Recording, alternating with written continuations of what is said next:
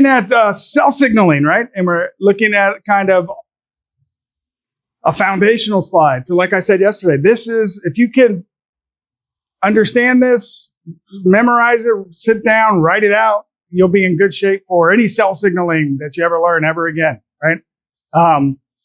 Because even if you learn something that's different from these 4 or 5 major ways, if you learn a new one in molecular class, it's still going to activate kinases. It's either going to activate a kinase, typically, open a channel at the surface of the cell, or it's going to turn on gene expression, right? Everybody understands what gene expression is, right?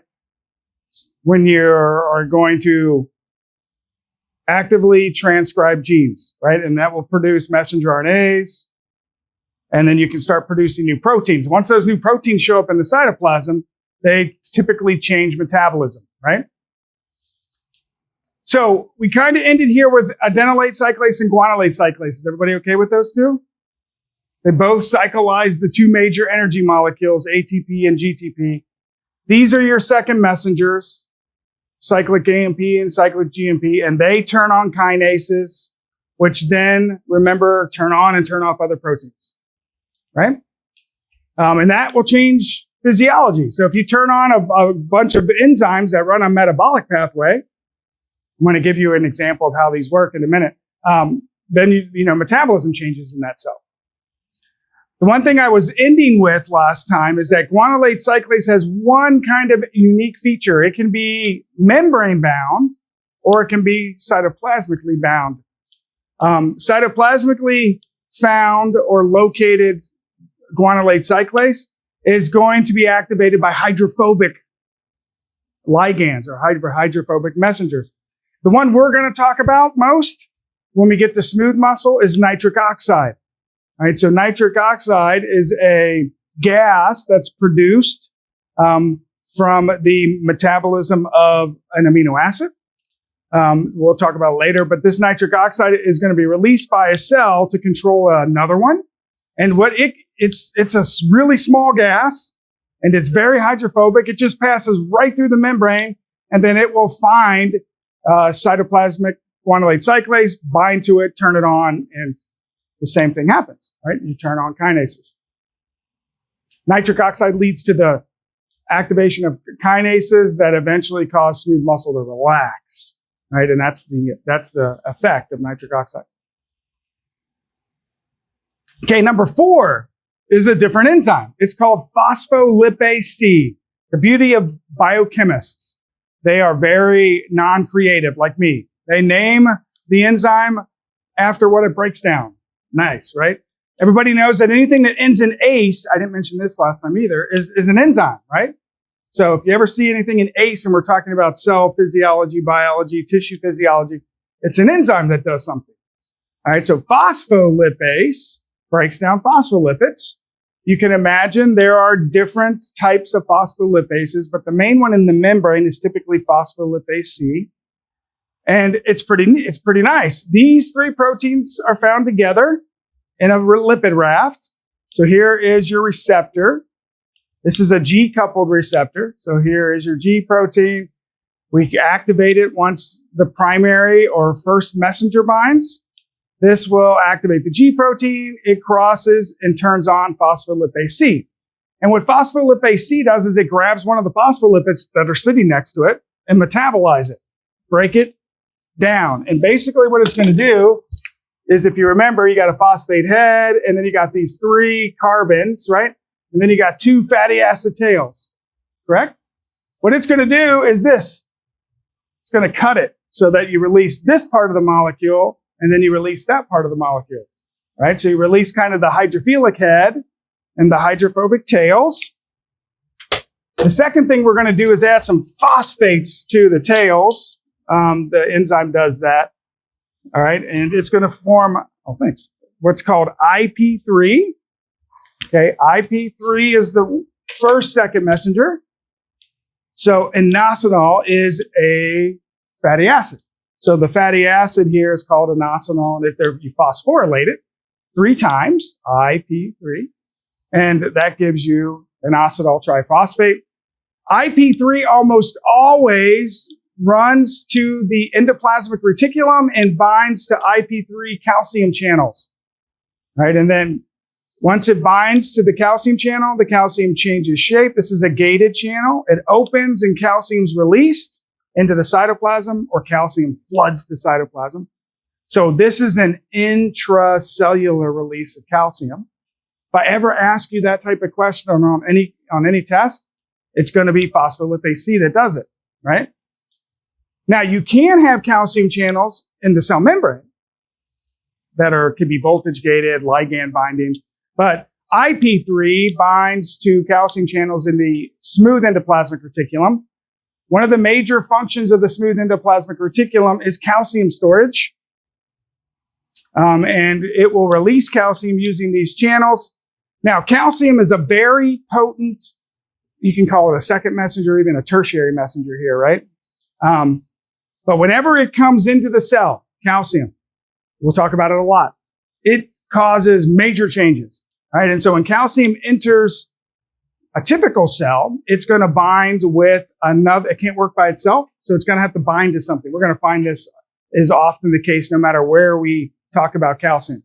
It never acts alone. It binds to what I call calcium sponges. And there are several of them we'll learn. Caldesmin, comodulin, troponin. There's a whole bunch of different proteins that are calcium sponges. This example here, we're using comodulin, which is pretty common outside of any muscle tissue. Comodulin just soaks the calcium up. And once comodulin's bound to calcium, like this, it can then turn on kinases. That's surprising, right? These are going to be called calcium-dependent or comodulin-dependent kinases. But the calcium and comodulin have to bind, the calcium has to bind to comodulin directly in order to activate these kinases.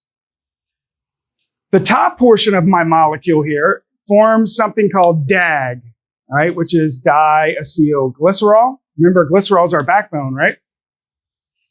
And DAG, again, is a second messenger. It can activate kinases. It can open channels. It just depends on where you're at, right? What cell you're in and what process we're talking about. So those are kind of all the major reviews of the second messenger release I'm going to talk about. Now remember, there are others, but this is a good foundational start for you. So what I would do is go through here, make sure you can talk it through with somebody in here, call your mom. Your mom will know nothing about this. Call your grandma. If you can explain to your grandma, you're ready to go, right? And then take a whiteboard out, a piece of paper out, make sure you can write it out. If you can do that, you're going to be in great shape for the rest of the semester. Now, let me give you a couple of examples. Or actually, I'm going to give you one major example that I want you to learn. So I could shove thousands of these down your throat, right? But why would I do that? So I'll give you one example. This is just out of another textbook. This is actually, I think, out of the new edition of the textbook that shows just phospholipase C by itself, right? So again, I threw this in here because it shows you again how we activate GTP for GDP, right? With our G protein on our alpha subunit. And that's what turns on phospholipase C, which then gives you IP3 and DAG. Okay. Here's your ER. Here's your calcium channel. And here are your kinases. Now, one thing you are going to see that's pretty common with cell biology is phospholipase C. Its second messengers always turn on protein kinase C. You see that?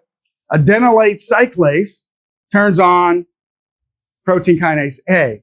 Guanylate cyclase turns on protein kinase G. They just named the common kinases based on what letter is found within the enzyme that causes the second messenger. Do I care about that? No. I just care it's kinases, but you're going to see that relationship. Again, I'm more about process than you memorizing, everything. So here's an ugly example. Whoops, maybe. I call it ugly. There we go. Because it's one of my favorite examples. This is kind of one of the first mechanisms that were worked out using second messengers. And this can be epinephrine up here. There's another hormone that does this. Glucagon is another hormone that does this. There are some stress hormones that can do it also. But you can see, here's our receptor here. This is the epinephrine receptor. It would be a beta receptor. There are two types of epinephrine receptors that you'll see, and there are a bunch of them. And they all kind of are unique to the tissue. But epinephrine can bind to that marker doesn't work, to what's called an alpha receptor or a beta receptor. This one in the liver is beta, all right? It's a beta receptor. There are alpha and beta receptors all over the place in the body. So here, this is an alpha or beta receptor here. Here's epinephrine. The receptor only recognizes epinephrine, right? So this is the one mechanism I'm going to want you to know so that you can prove to me, right, that you understand how second messengers work. Now, the question you might have is, we didn't make it this complicated to make things hard for you to learn, right? There's a biological there's a biological reason, if you will, or relevance, if you will, to why most receptors are G-coupled, right? There's a physiological reason, actually. And the reason is because everywhere on this figure where you see this little symbol right here is a place of magnification. So there is going to be something when we get to the endocrine system that I call potency. Hormones are very potent. They work at parts per trillion, all right? Or parts per billion. That is, you don't need a lot of it to cause a huge response in a cell. So I don't need 20 epinephrine molecules reaching the liver. I need one. Because one epinephrine molecule causes the release of over 10,000 glucose molecules, all by itself. This is why epinephrine is so powerful. You guys have all had somebody come and grab you, and you get that flight or fight response, right? It scares the hell out of you. And you turn around and punch the person and you're ready to go, right? You either punch or run. Yeah. That's what epinephrine does. Right, exactly. And it has that immediate, effect because it works at really, really potent concentrations. The reason for that is because at every step along the way, you magnify the effect of that one molecule. All right, so, and I'll kind of work you through it here. So epinephrine comes in. This is a G-coupled adenylate cyclase receptor. All right, so you automatically think of that figure you just memorized. Memorize the figure first, then look at this, okay? Why don't I teach you like thousands of cycles? Because I don't need you to memorize all these enzymes. Each one of these types of reactions in a cell has its own enzyme names. Then you're learning thousands of names, and then you'll just hate me. I don't need that, right? I just need you to understand how it works so that you can read any of these, right? That you have to learn. So if this is an adenylate cyclase G-coupled receptor, when epinephrine comes in, it binds to the receptor, changes the shape of the beta receptor, that activates the G protein. Look what it does. It pops off GDP, adds GTP. One epinephrine molecule binding there will turn on at least 10 G proteins. All right. So if you get 10 G proteins activated, then you can turn on, each of those can turn on 10, at least 100, right? 10 times 10 adenylate cyclases that are sitting around in the membrane. And we know that when that GTP alpha subunit hits adenylate cyclase, it starts cyclizing AMP. Immediately, you can have hundreds to thousands of CAMP molecules forming almost instantly, right? Upon binding. And then what CAMP does, as we already know, is it binds to a kinase, right? So this is a CAMP-dependent protein kinase right here. Here's kind of how a lot of these kinases work. If you guys understand proteins, every protein has a specific three-dimensional shape it holds in order to work properly, right?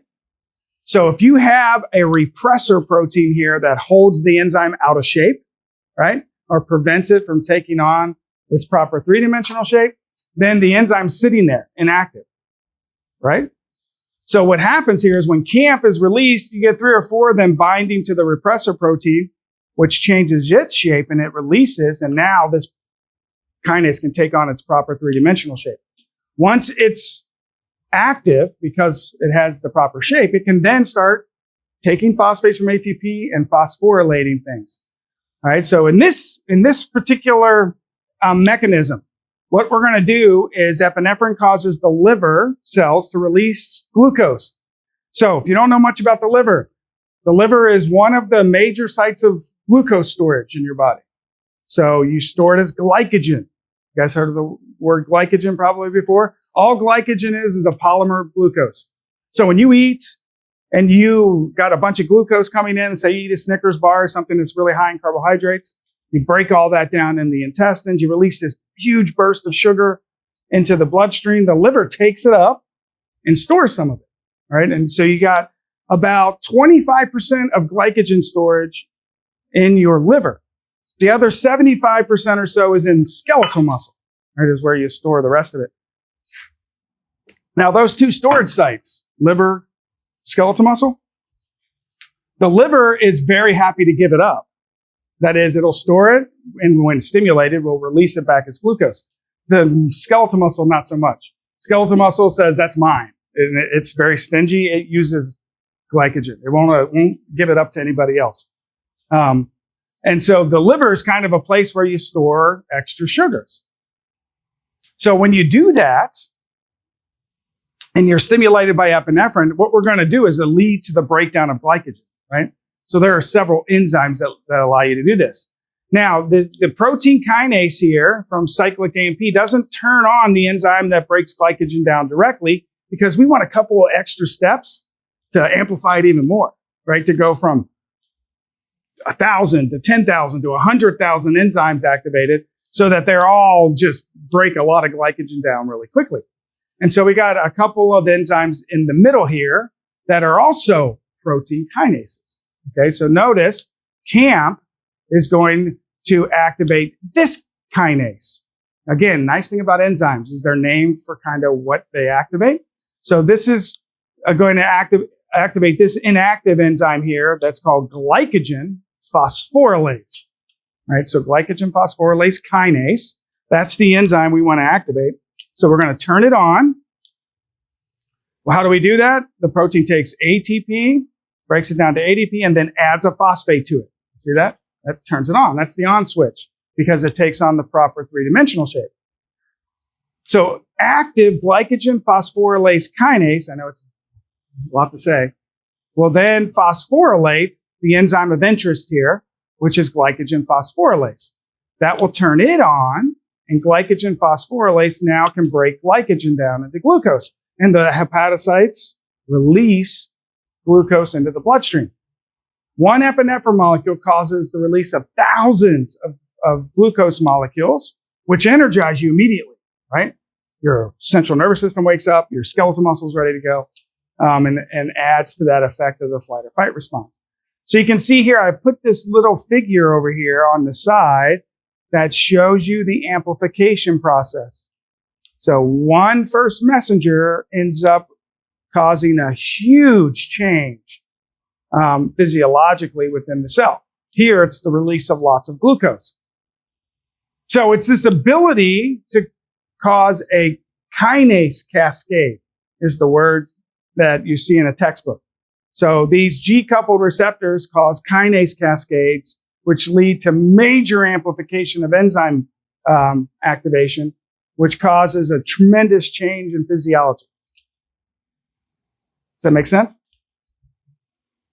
So yes, I'm going to make you memorize a couple of enzymes here, but I'm only making you learn one, right? If I put something like this on the exam.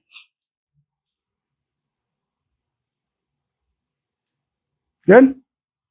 Now this won a group of Nobel Prize in the, late or early 80s, 1980s. Boy, I was alive then. You were. I was like 6 or 7 years old. Woo-hoo. Now, this same mechanism happens, the exact same mechanism. This is what's cool. The same exact mechanism happens if you don't eat for several hours and your glucose levels drop in your blood. Your liver is stimulated to release glucose to bring it back up, right? So that you maintain your 110, it's 110 milligrams per deciliter or something like that throughout the day. But we changed the hormone. The hormone's name is glucagon. right? Which is a pancreatic hormone, glucagon. So glucagon is released when you're fasting. It's called the fasting hormone. And it causes the release of glucose. But the mechanism is exactly the same, right? Which is pretty cool. You learn it once, you know it for another hormone.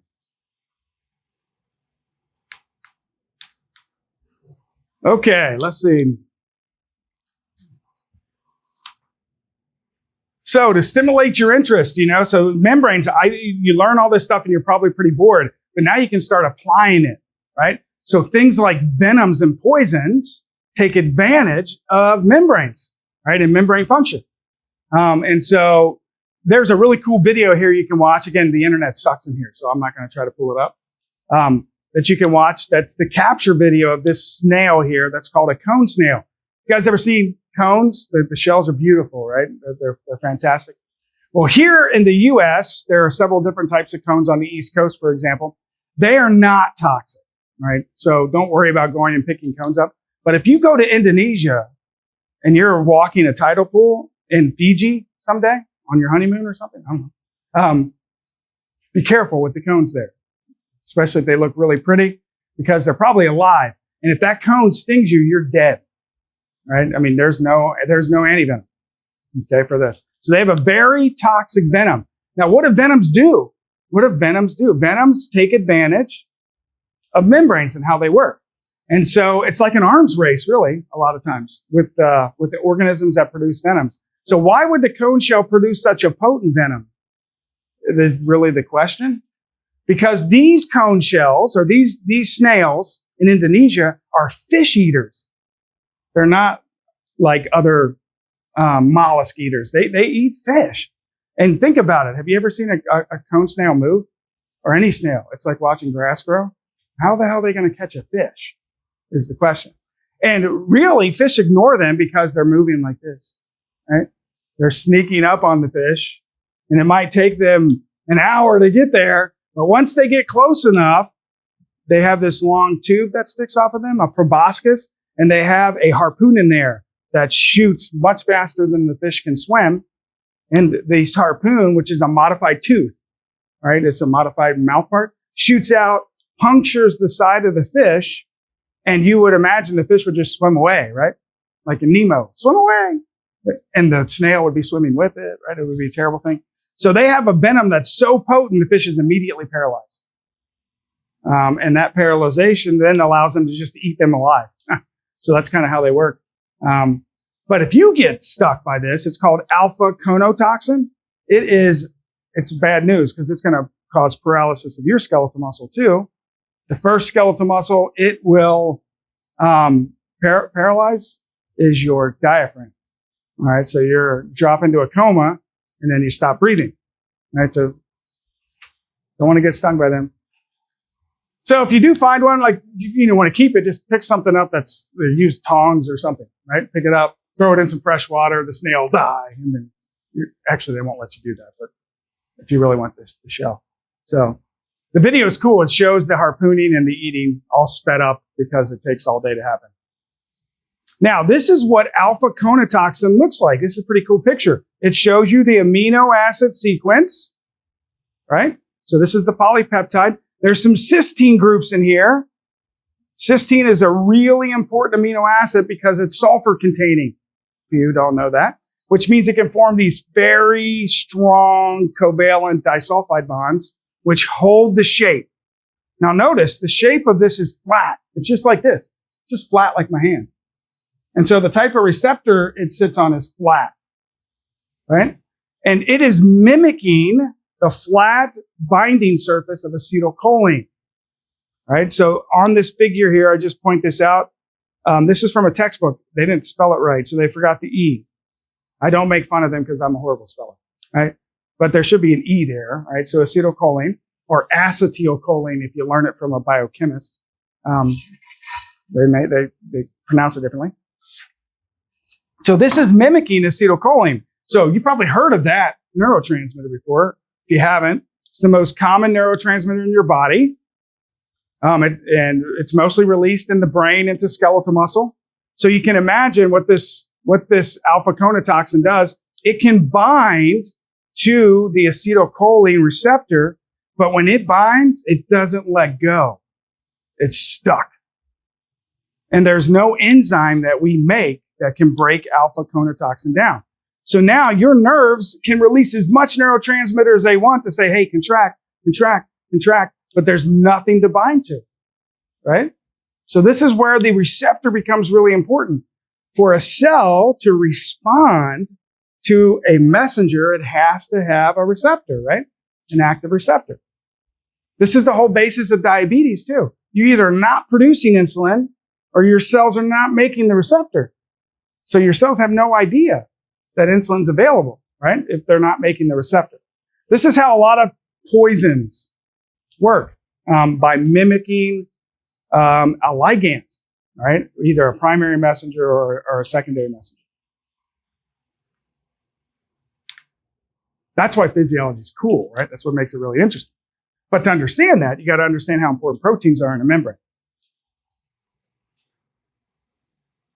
All right, you guys all good with all that? You're probably like, you're going too slow. We want to get into something cool. But wait until I get into the kidneys and I just assume you understand all this stuff, right? Because then we're going to start moving and do real physiology. Okay, compartments. Remember, compartments are important. One of the major things that membranes do is compartmentalize. And this is why eukaryotes are so dominant over prokaryotes, because they form organelles, right? First thing you learn in 155. So prokaryotes, bacteria, archaeans, they're very simple. That they have the DNA there in the cytoplasm and direct contact with the RNA and ribosomes and whatnot. Eukaryotes compartmentalize their cytoplasm up into organelles, and these organelles all have really different environments internally. And the reason for that is because of the membrane, right? And we're going to start now making a transition and start talking about how membranes do that, right? So why is it so important to be able to compartmentalize? And how is the nuclear space, called nucleoplasm, so much different than cytoplasm, right? Because there has to, not only does the membrane compartmentalize, but something has to happen at the membrane, right? You have to start moving stuff, differentially, if you will, from one side to the next. And that's kind of where we're going. So all organelles have their own kind of space that's much different than the rest of the cytoplasm. This is a great example here. So lysosomes. Lysosomes are kind of a little digestive sac of the cell. They break stuff down. The pH of a lysosome is around 3. So the inside of a lysosome is around 3. The cytoplasm is 7.4, right? Or really close to 7. And so that's a really different environment. How is that possible? Well, the lysosome has one protein, or it has many proteins. But one major protein on the membrane called a hydrogen pump that pumps protons into the lysosome, making it have a low pH. And all the enzymes, I think there are over 20 plus enzymes that are found in lysosomes. They all work at low pH, right? And so that allows the lysosome to do its digestive function.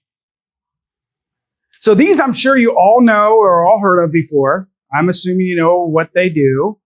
This one, maybe not. Have you ever heard of the word inclusion used in any of your classes? All an inclusion is something that's sitting in the cytoplasm with no membrane around it. So it's like, just an accumulation of some molecule or compound or atom with no membrane around it. Great example of an inclusion is glycogen. We just talked about it, right? Glycogen, when it's formed in liver cells, just sits in the cytoplasm with no membrane around it. So that's the major difference. Lipid droplets.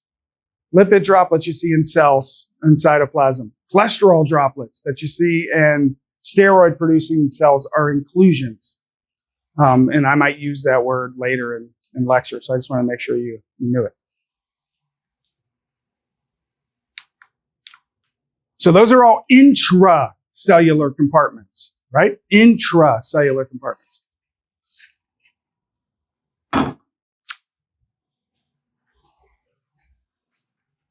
Okay, so now here's the thing. We've been focusing on single cells, a cytoplasm, and an extracellular fluid. But you guys all know, if we're going to do mostly vertebrates and even complicated invertebrates, we're made up of many cells, billions of cells, right?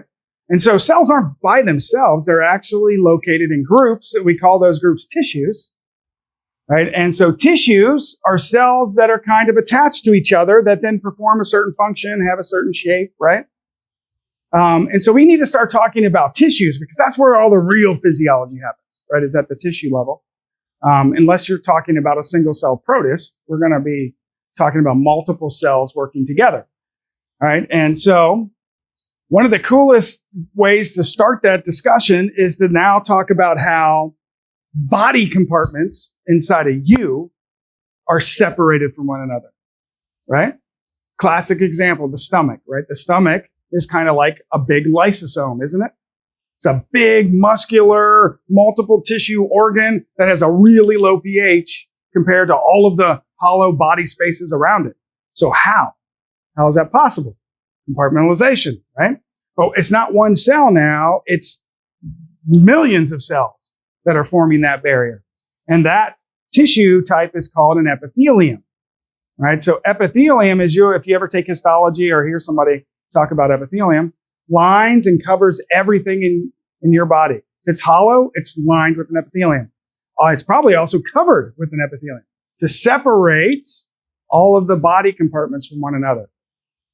What that allows, and what's really important about epithelium, is it allows organs, which are made up of multiple tissues, to specialize, to become specialized and do what they do, stomach versus other parts of the digestive tract.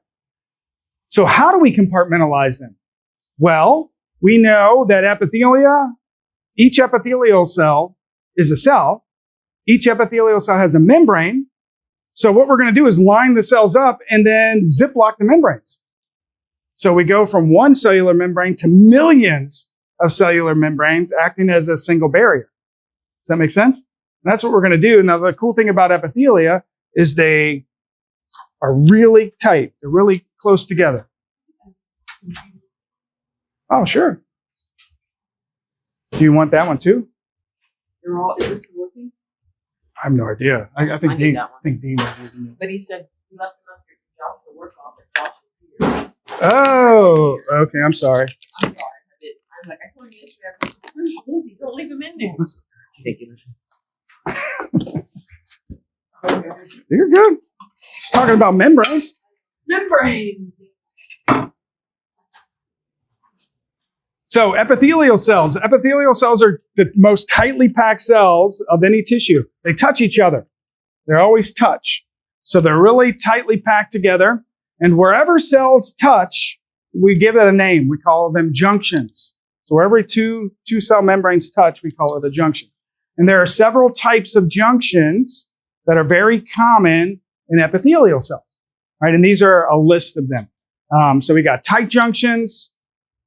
An old school term I call it zonula adherens, desmosomes, gap junctions, and then hemidesmosomes. So these are kind of the five main ones I want you to know. So I just talked about ziplocking membranes, right? That's the job of tight junctions. So tight junctions, the first one, they are what kind of unite or fuse all of the cell membranes of epithelial cells to form a cellular membrane. Maybe I should call it a multicellular membrane. How's that? That might be better. So you can have not one cell now, but tens of thousands, hundreds of thousands, millions of cells now forming a multicellular membrane that prevents things from moving from the stomach lumen or space into the body cavity. So this epithelium is not only compartmentalizing body compartments, but it's regulating what can move from one compartment to the next. That's kind of where we're going. Now, what tight junctions are really, they're just like Ziploc. You know, a Ziploc bag.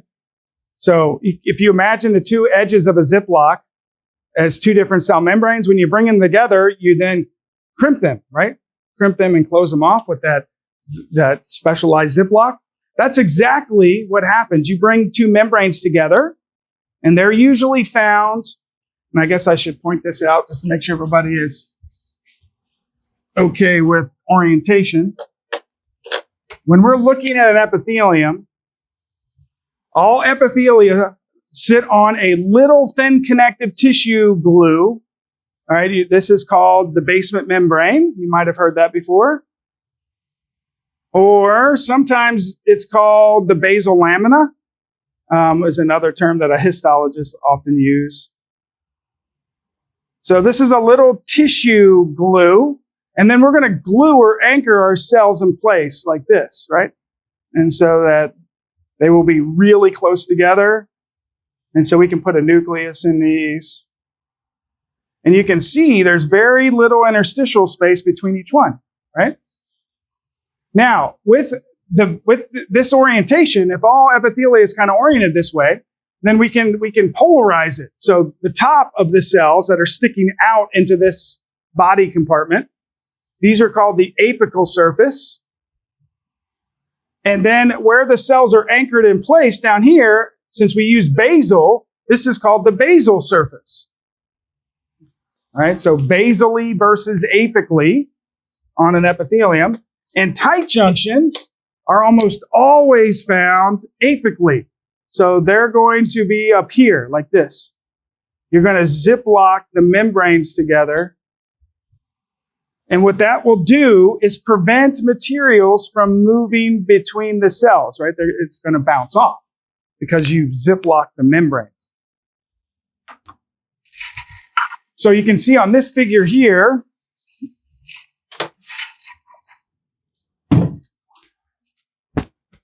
see this kind of stitching? It looks like you've stitched through both membranes.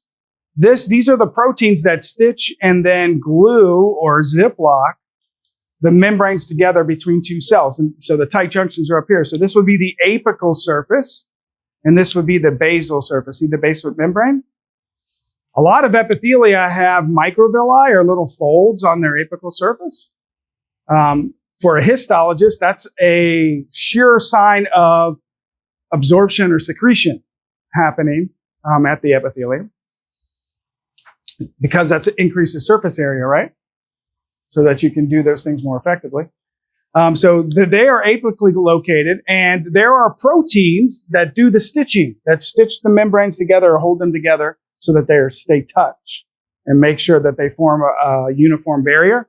These are called claudin proteins, right? So there are a bunch of different claudin proteins. These are transmembrane proteins that span and stitch the membranes together. So here's a good picture of a tight junction right here, showing you the stitching. And notice the claudins in yellow pull the membrane to touch it in multiple places. You see that? Zip locks. You're zip locking.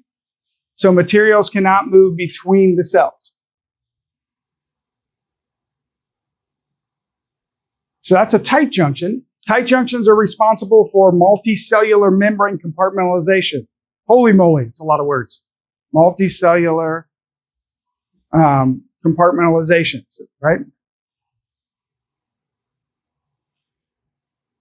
The next one is called a zonal adherens. A zonal adherens and a desmosome are kind of similar to each other. The major difference is the zonal adherens, I call it a belt junction. Might be a better visual for you. I call it a belt, like, your belt that holds up your pants junction. And the reason for that is because it is going to be found right underneath tight junctions, and it's going to go all the way around the cell. One thing I need you to start thinking about is, I know you see cells on a piece of paper or a picture and they look very one-dimensional. Remember, they're three-dimensional, right? And so these junctions go all the way around the cell, right? I mean, they're found all the way around the cell. Now, these belt junctions, what they do is really support tight junctions. They are just like a belt. They wrap around the cell and prevent cells from being pulled apart, right? Which is kind of like your pants falling down if you don't have a belt. And so if you think about it, if you don't understand why they would be found right underneath a tight junction, imagine I drink a bunch of fluid, or think of your urinary bladder. You're sitting in here listening to me talk and you have to go to the bathroom, right? So a lot of urine is sitting in your bladder, pushing on the epithelium, right, that's lining it, it's going to put a lot of pressure on your tight junctions, right? And this just stitching holding them together. I mean, claudins are strong, but they're not 1 liter strong, right? If you're holding a liter of urine. So what prevents the tight junctions from breaking apart is the belt. The belt underneath is very stout and rigorous. It's very stable.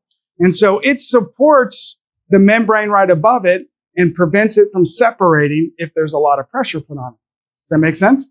And that's kind of how what a zonule adherens does, is it's found just underneath, and it looks like this, right? So do desmosomes. But it looks like this. You see this purple protein accumulation? They're called cytoplasmic plaques.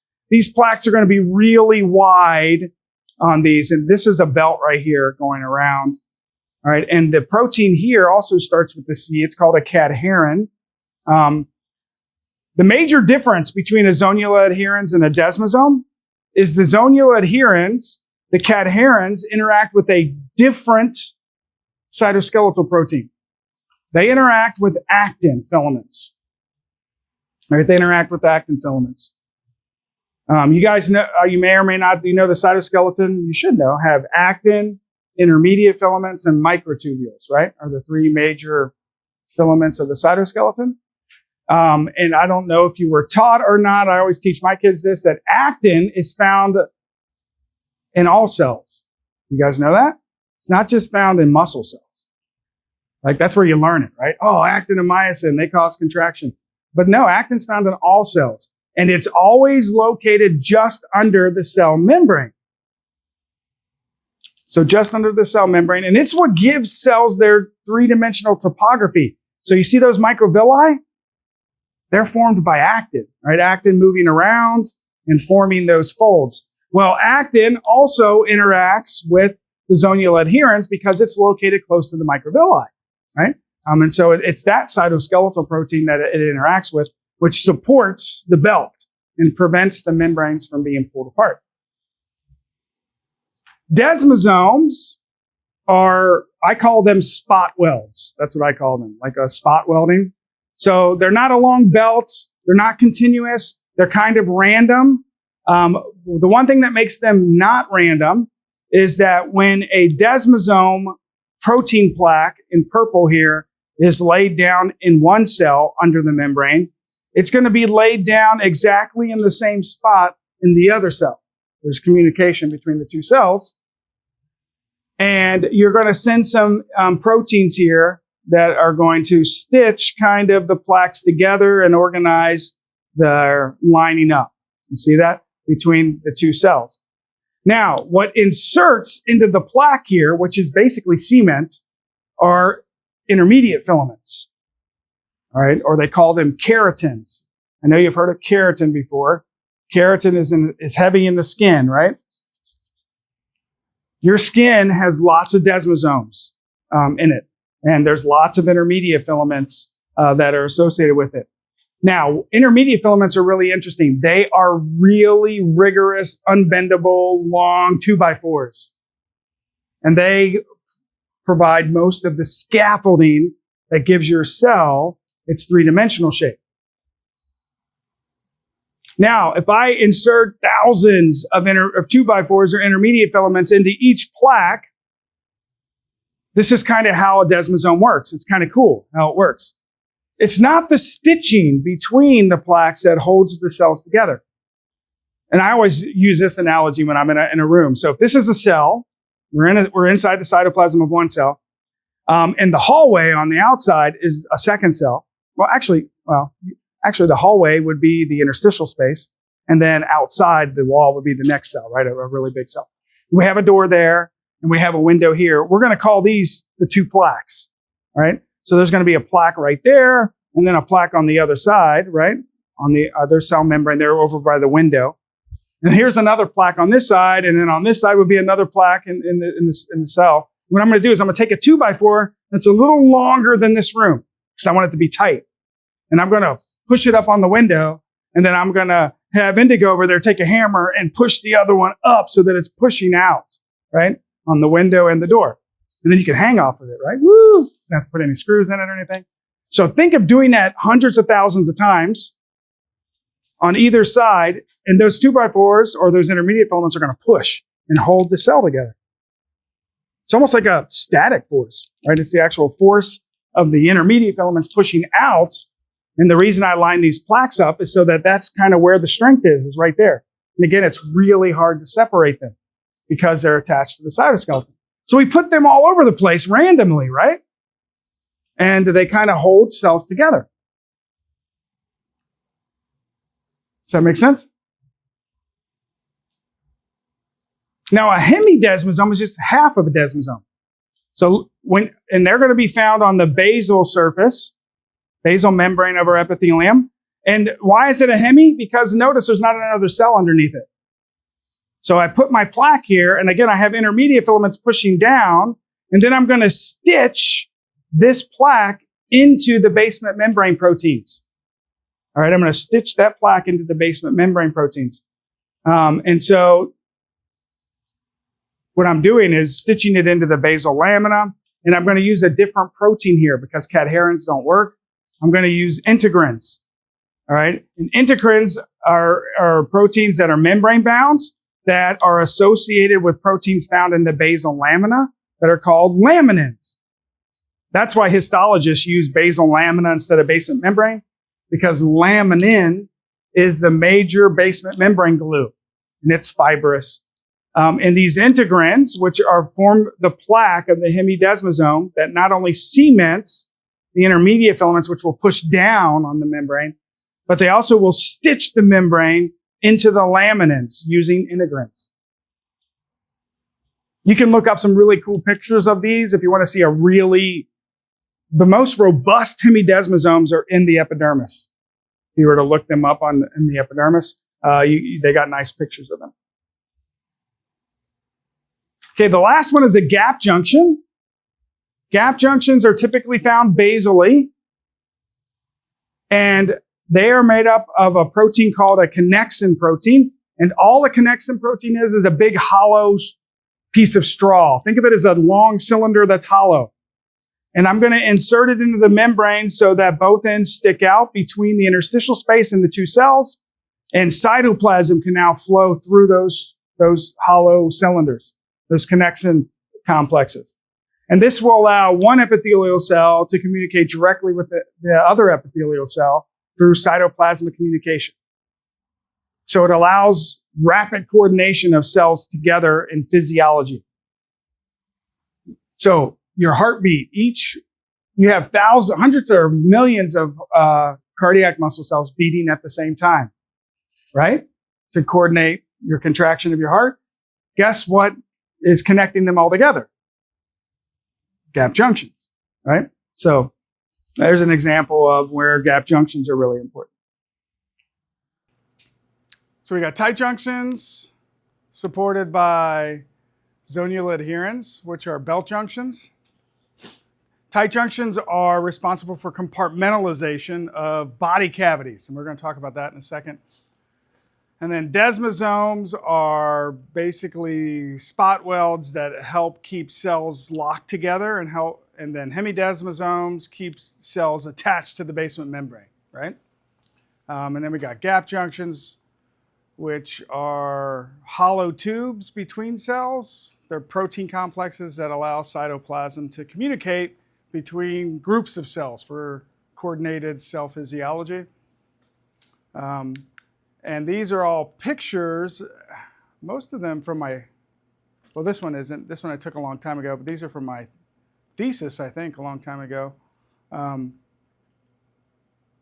These are tight junctions right here, 3 of them. And reptiles, these are reptilian tight junctions. They're a little more simple as far as their architecture, but this is a basement membrane down here. This is this darker stuff, and you can see here's the cell membrane.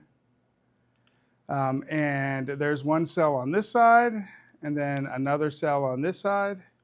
This is an intercellular pathway. It comes outside the boards, comes back around, right? So this is filled with interstitial fluid. You can see it swells right here, opens up, or dilates, however you want to think about it. And then when you hit here, you have 3 little ziplocks, right? So those are tight junctions that are preventing fluid from moving between these 2 cells. So that compartmentalizes the body cavity under the basement membrane from the one above it, right? And here's a desmosome right here. Again, you got a cell on the left and a cell on the right, and this is an interstitial space between the 2 cells.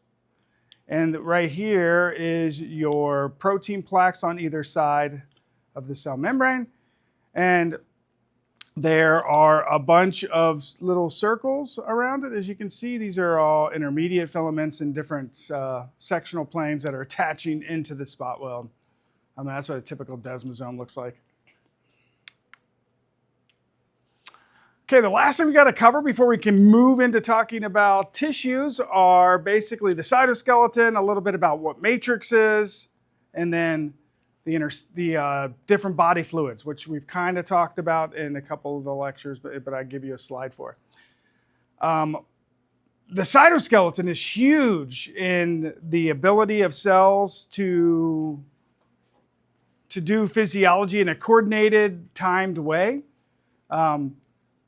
You know, back in the day when I learned about the cytoskeleton, it really was just the scaffolding, right, of a cell, or was involved in muscle contraction, right? If you're talking about actin, we have 3 major filamentous proteins that make up the scaffolding of the cell.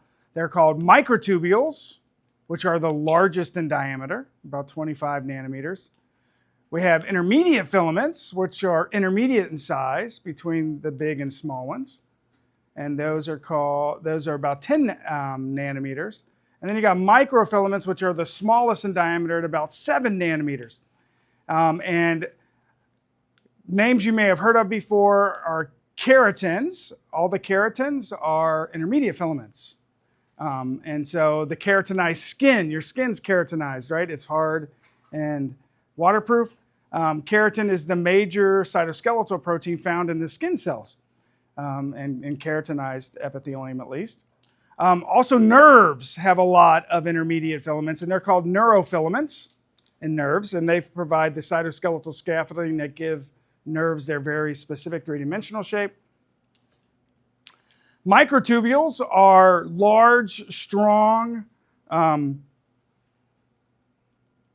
tubes that give scaffolding and support to the cell, but they also provide the major highways, now we understand it, for moving materials around from organelle to organelle, right? So back when I was in grad school, we just thought, materials moved around the cell in kind of organized chaos. But now we can understand that microtubules kind of are the highways of the cell. They connect all the organelles together, and the organelles to the nucleus, and the nucleus to everything else, including the cell membrane. And basically, there are proteins that can walk the microtubules and carry things around. So for example, when a vesicle leaves this rough endoplasmic reticulum to go to the Golgi, it doesn't just randomly leave, it jumps on a microtubule and is walked to the Golgi.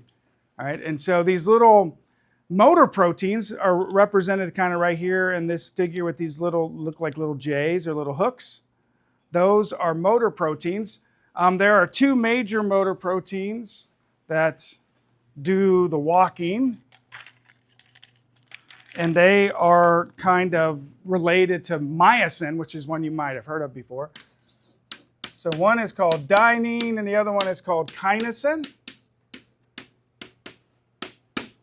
Actually, I think I spelled that wrong. I think it's no, that was right. So one is dynein, that's a Y. Gosh, Scribs. So, and kinesin, these are the 2 motor proteins. The third one you've heard of before is myosin, right? And you probably heard of that one because it's in muscle tissue, right? So myosin. So these 2 here, dynein and kinesin, they walk along the microtubules. And why microtubules, right? You might say, well, why microtubules and not the other 2? And the reason for that is because microtubules are built by a protein called tubulin. All right, and tubulin is a little sphere, a little globular protein, kind of like sphere-shaped. And it actually has a positive and negative end. That is, it's charged on both sides. And so you can line those up so that all the positives face one way and all the negatives face the other, and it gives you polarity. All right, so now one of these walks towards the negative and one of them walks towards the positive. So it gives you kind of directionality, if you will, for the motor proteins. And what I suggest you do is if you go onto YouTube and look up microtubule assembly, they have these cool animations that show how microtubules are built. And you can assemble and disassemble them really easily, which is really nice. You also know microtubules are involved, for example, in flagella and cilia probably, right? They make up the core filaments of those. Those major structures, again, because they can be associated with motor proteins that can bend them. They help move chromosomes, right? They're the spindle apparatus. And then any intracellular transport of organelles. So you can assemble and disassemble them really quickly. So look up a video of assembly of microtubules, and it's pretty cool. The other neat animation on YouTube, if you look it up, is organelle walking. If you look up organelle walking animations, you can see these great videos of what the motor proteins look like and how they walk things along the microtubules. There's several really nice videos. So intermediate filaments, they include keratins and another protein called desmin. All right, desmin is a protein that is associated with desmosomes, right? Hence its name. And remember, the intermediate filaments are what are attached into the desmosome, right? If you remember, we talked about that in the last slide. And desmin is the glue that holds or attaches the intermediate filament in the desmosome. The last one here, microfilaments, are the one protein that you might know a little more about. Actin is that protein. Actin, again, is a globular protein. It's made up of little beads, and those beads polymerize to form a filament. And actin has the ability to interact with motor proteins, particularly this one, myosin, and is involved with skeletal muscle contraction and any muscle contraction, right? But what I want you to realize, and something I didn't realize, is that all cells have actin, all right? Not just muscle cells. So any cell in your body has some actin in it. And that actin is almost always associated with a particular area of the cell. It's always found just under the cell membrane, all right? And I like to think of it as an actin belt. It kind of goes around right underneath the cell membrane, and it's a scaffolding of actin that can interact with the cell membrane. And it does. It interacts with several proteins in the cell membrane. And the first thing it allows cells to do is to pull large materials in from the extracellular space and also evacuate or release large materials from the inside of the cell. It does endocytosis and exocytosis, right? And the one thing you might have learned about those is, oh yeah, you pull in stuff during endocytosis and you release stuff during exocytosis. And remember, it's always the membrane that's buckling or moving, or its vesicles fusing, right? It's actin that moves those parts of the cell membrane around and allows for the release and also the eating, phagocytosis and penocytosis, that's cell drinking that you see with cells. And also it allows the cell to change its three-dimensional topography at the surface. So, for example, the best example here is microtubules. So, I'm sorry, or microvilli. Sorry, microvilli. The microvilli here are little folds of the top of the cell that increase surface area. And they're like hills and valleys that fold up and increase surface area on the surface of the cell. And their core is made up of actin, because actin is what forms these structures to increase surface area on epithelial cells, for example. So the cytoskeleton is much more involved in physiology than we realized when I was in grad school and undergrads back in the 90s. Matter of fact, there are scientists that just study the cytoskeleton, and one of them is here, Dr. Weber. He's a cytoskeletal expert, so during development. So here's a picture of a cell. And what you can do with any of the cytoskeletal proteins is label them with fluorescent molecules. All right, so you can tag the protein, add a fluorescent molecule to it, and then it'll light up for you under a fluorescent microscope, and you can start to see each of these different types of cytoskeletal elements. You can watch them built and being built and broken down. It's pretty incredible. You can do some neat live video that shows how the cytoskeleton is involved with so many different things. And here are a few of the major functions of the cytoskeleton. So first and foremost, does provide scaffolding and support to the cell, gives the cell its shape, attaches and anchors the cell membrane in place, right? Internal organization, organelles are attached to it, right? And they move around on it, which leads to movement of materials between intracellular compartments, allows for intracellular transport, assembly of cells into tissues because they interact with desmosomes and hemidesmosomes, right? And then movement of the whole cell also, right? Like sperm can swim, or movement of fluids across the surface of an epithelium by cilia, for example, right? Are all examples of what the cytoskeleton can do.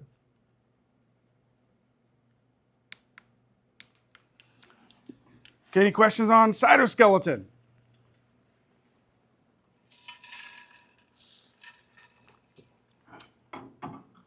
All right, so let's start talking about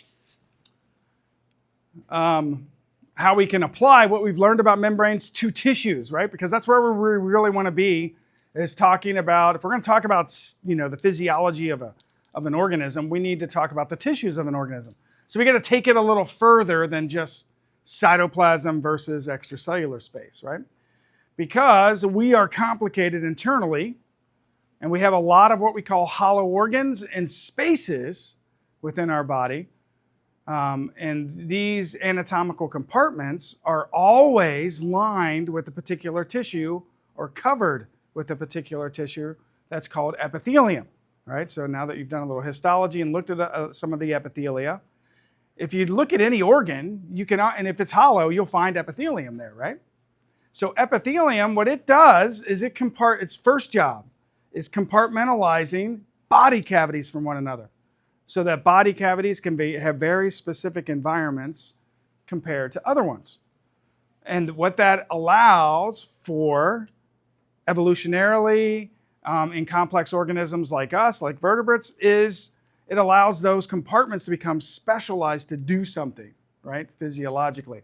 Without that compartmentalization, it would be impossible for those specializations, right? And so how do we compartmentalize? Well, it's pretty easy. We simply apply cell membrane integrity and function to the whole tissue, right? And so each of these cells, so this is a tube, right, coming out at you. So imagine a three-dimensional tube or hose, hollow, coming out at you. If I cut it cross-sectionally, now I'm looking into the tube, right? And so there's a cavity out here, and then there's a cavity in here, right? These two cavities are different and are separated by that epithelium, which is lining it. This is a cuboidal epithelium, right? And it's simple, it's one layer. All epithelia sit on a basement membrane, right, which kind of organizes it and attaches it in place or anchors it in place. And as I talked about with our junctions where cells touch, epithelia have lots of them, right, because they're really tight or very close together. And each of these has a cell membrane. So we know how cell membranes work now. All we have to do is now merge the cell membranes together of all of the epithelial cells, and we do that through tight junctions, right? So the tight junctions are all going to be found in the apical area up here of an epithelial cell, okay? So just to orient ourselves, epithelium is very polarized. That is, it has different sides, and all those sides can be doing different things at any one point. So the surface of the epithelial cell that is anchored to the cell membrane is called the basal surface. Basement membrane, basal, right?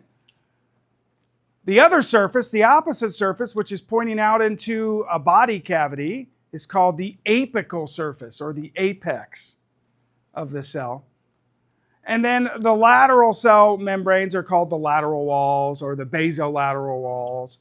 And then typically where your nucleus is, wherever it's located, and I'm oversimplifying, but where the nucleus is located, you can look at the cytoplasm above it. We can call that the apical compartment, right? And we can look at the cytoplasm closer to the cell membrane, and we can call that the basal compartment. And what you'll find is the organelle makeup is much different on one side of the nucleus versus the other. So not only can you polarize the membrane, but you can polarize the spaces, if you will, within an epithelium. And so when I say basal membrane, I'm talking about the membrane down here. That's where you would find hemidesmosomes and whatnot, right? And up here in the apex, this is where we find microvilli. You can see all these little microvilli that are made by the actin network we just talked about. And obviously, the apical membrane is in contact with this compartment, and then the basal membrane is in contact with the outer compartment, right? Whatever that compartment is. So how do we separate the two compartments? Because fluid could leak between the cells, right? Now it's particularly if we're talking about if there's large molecules or charged molecules like ions. Anything dissolved in fluid that's pretty large is not going to pass through a cell membrane, right? Because of the hydrophobic properties of our membrane bilayer. So if we add tight junctions up here on the apical side, then we're going to, and we got to think three-dimensionally, right? Those tight junctions go all the way around the cell. If we were to add tight junctions between all of the epithelial cells, now we can transfer the properties of cell membranes to the entire cellular surface. So we go from a cellular membrane to an anatomical membrane, right? That spans large spaces and large distances. Now, if I want to move from the lumen of this, everybody knows what the word lumen means, right? It means just cavity. If I want to move from the lumen of this tube to the outside, I can't pass between the cells. How am I going to get there? So this is the intestines. I just ate a meal. I have a bunch of sugar in the lumen. How is that sugar going to get from the lumen into the blood vessels on the other side of the intestines? It's going to have to do what? If it can't go between, it's going to have to pass through the cells, right? Correct? I mean, that's the only way to get there. Well, how am I going to do that? I can't pass the membrane.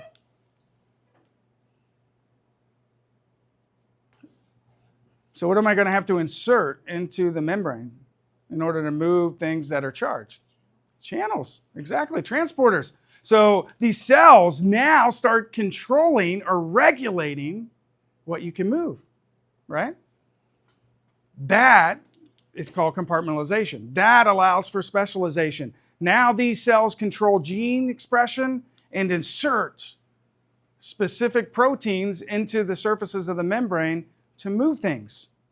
We're going to call this transcellular or paracellular transport from one body cavity to another. So transcellular transport looks like this, where you got to pass through the cells. All right, so you can see there are a couple different ways we can do this. We could put some proteins up here on the apical surface and some proteins down here on the basal surface and allow, like glucose, for example. We add a glucose transporter here and another glucose transporter here, right? And we allow glucose to just move down its concentration gradient.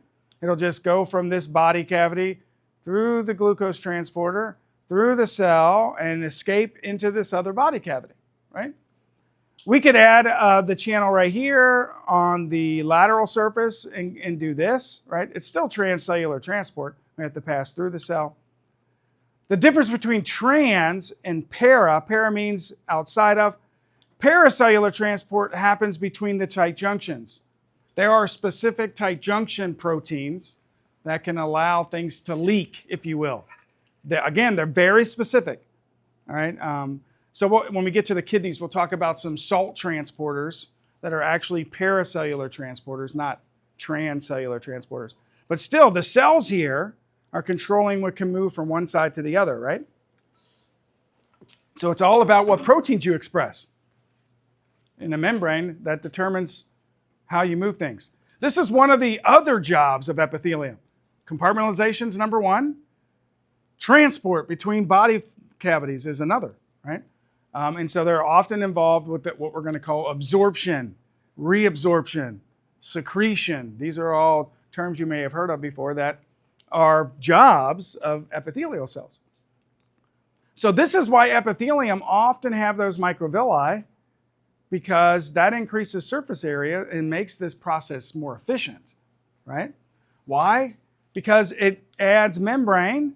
The more membrane you have, the more surface area you have, the more proteins you can fit in that area, the more efficient you can do transport.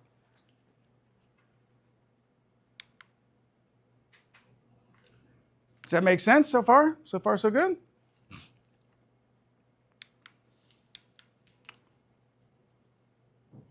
So, in a continuous epithelium that lines the inside of tubes, there are tight junctions present. So it's kind of what I've just talked about, right? But I got it down on a slide for you so that you have it.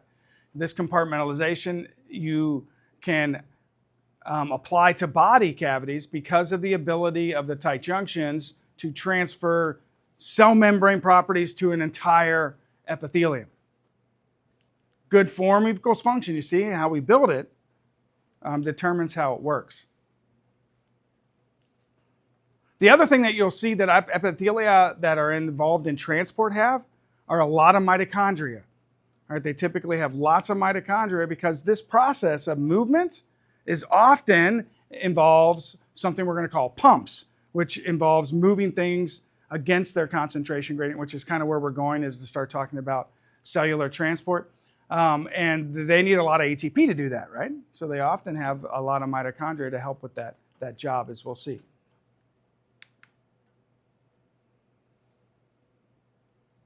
So in animals, epithelium becomes really important in where a lot of physiology happens. So a lot of physiology happens at the epithelial surface because of its involvement in body cavities and also involved with what that body cavity is supposed to be doing, what it's responsible for. Epithelial cells release a lot of enzymes, for example, that control digestion. Because they line the glands of the digestive tract and produce the proteins that digest what we eat, for example. So this is what I love, is you look at these levels of organization again, like we mentioned in the beginning. And when you get to the cell here, we've been talking about cells and cell membranes and how they work. We're applying everything that we learned into the cell now to the next level of organization, which we call tissues, because of our junctions, right, between epithelial cells. And epithelia have one of the functions of the next level of organization within an organ, which is compartmentalization and transport, right? Which we can apply to, for example, the intestines, if we're talking about that part of the digestive tract, which is part of an organ system, right? So you can see how they build on each other, right, these levels of organization. So epithelium forms anatomical membranes using the cell membranes of cells, right? Tight junctions are the major junction we're talking about here. And often epithelia are simple epithelia, most often in animals, vertebrates, because it allows for effective movement from one body cavity to the next, right? We want one layer of cells. We don't want to have to pass 2, 3, 4 layers of cells, right? I mean, that's not efficient. So we have a single layer of cells, and often those cells are usually not very tall either, right? To allow for effective transport. And, this leads us to, hey, we need to make sure you understand all your tissues, which you were doing in lab yesterday. And we can continue tomorrow. Is everybody going to need more time tomorrow? Looking at slides, or are you guys all done? More time? Did you get pictures of everything, or you still need to look at some slides?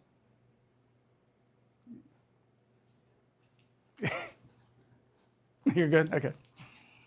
So tomorrow what I could do is I can lecture a little bit and then give you an hour to, finish up that lab if you want, or look at some slides. Maybe you check out your pictures and make sure they look good, right? Or however you want to do it, or ask any questions from lecture. I know what articles are due soon, right? Are they due tomorrow, right? So 2 articles turned on Brightspace, right? All right, there are 4 tissue types. Obviously, you know this: muscle, nervous, connective, and epithelium. We're going to spend a lot of time talking about epithelium here in the beginning of the course. And then we're going to move and talk about muscle and nerves towards the end of the course. Now, that doesn't mean connective tissue is not important. We're not really going to spend any time on the physiology and connective tissue. It kind of glues everything together, right? What I want you to realize is that you have epithelium, you have muscle, and you have nerves, right? And then you have this 4th tissue we call connective tissue. One of the major jobs of connective tissues, first and foremost, is to fill in the gaps between the others, right? Between the other tissues, and kind of glue those tissues together to form organs. So a lot of what the connective tissue does is produce a really sticky, semi-gelatinous material that acts like glue, right? I call it tissue glue. Connective tissue is often, at least in my mind, very gluey, if you will, and it kind of adheres and attaches all of our other tissues together. And the semi-gelatinous gel, if you will, that most connective tissues make up is called matrix, all right? So we call it extracellular matrix. And that matrix is water heavy. It has a lot of water. It's just not fluid like plasma. It's kind of jelly-like. That's the way I like to think of it. It's very jelly-like, right? It's got a gel consistency to it. And the reason for that is because connective tissue cells have a name, all right? The connective tissue cells are called fibroblasts, all right? And those cells, and it's a great name, those cells produce fibers, right? So that's why they're called fibro. And blast, that word in histology means to build, right? So a blast cell builds something, and fibroblasts build fibers. They make protein fibers. And often these proteins are sugar. They have sugars attached to them, or they're sweetened, if you will. They're candy coated. All right, and they're called proteoglycans. So these are the proteins that are produced by fibroblasts. So proteo means protein, glycan means sugar. So these are protein sugars or sugar proteins, however you want to think about them. And so they are very strong, and they're also very sticky, right? Why are they sticky? Well, think about it. If you drop sugar on the table, add some water to it, and allow it to dry, doesn't it leave a very sticky residue on the surface of the table? It's the same thing here. These sugars attract water, and that water then becomes sticky and solidifies, at least in a semi-gelatinous way. And these proteins are also insoluble, which means they will precipitate out of water, right? And they form a nice structure that gives a really good gluey consistency that's very hard to tear or damage, right? And so it's like this perfect glue, right? This perfect stabilizing glue that kind of glues things together. Here are some examples of these proteins, all right? So collagen. Collagen is the major protein produced by fibroblasts. Collagen's a long fiber. There are a whole bunch of different types of collagen. You want to talk about a really cool protein. If you start researching collagen, you'll fall down a rabbit hole. There are 26 different collagens. They do all kinds of really cool things. This is not only, do I tell you that saying there it's really important, this is the most common protein in your body. So, your body weight, dry body mass is mostly collagen. So that just tells you its importance, right? So it's a very important protein. It's what gives connective tissue kind of its rigorous stableness. It's hard to tear and rip, and it's the collagen component that does that. These others like fibronectin, laminin, desmin. You'll see all these different types of proteins that are produced intracellularly and extracellularly. These are glue. These are really sticky. These are proteoglycans, very sticky glues. Fibronectin is one of the most common connective tissue gluey proteins that kind of glue everything together. It's like Gorilla Glue. That's the way I like to think of fibronectin. Laminin is also a glue, but laminin is found pretty much exclusively in basement membranes. Have you ever heard the term basal lamina? That you can use that interchangeably for basement membrane? It's called basal lamina because that's the major protein there. It's laminins. There's a bunch of different types of laminins. So if you remember, the hemidesmosome has the protein integrin, right? Instead of those C words like cadherins. And the integrins, why do they use integrins? Because integrins, they span the cell membrane of the basal membrane, and they associate or attach themselves to laminin, all right? So laminin is the glue that grabs onto the integrin and attaches it to the underlying collagen. I like to think of it as stitching. It's stitched. It stitches the basal membrane of the epithelium into the matrix of the basement membrane. And laminin is the glue that holds those hemidesmosomes in place.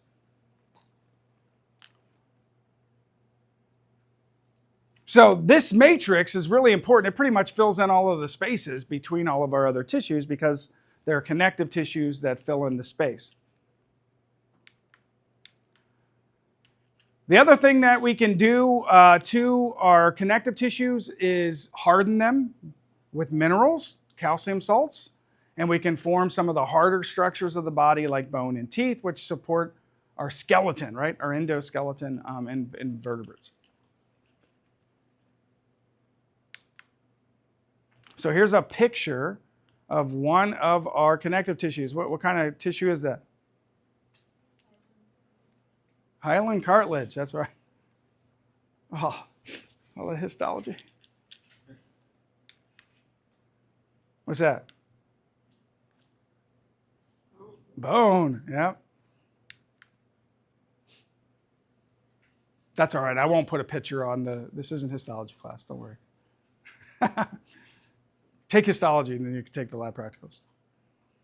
They were easy, right? Yes, yeah.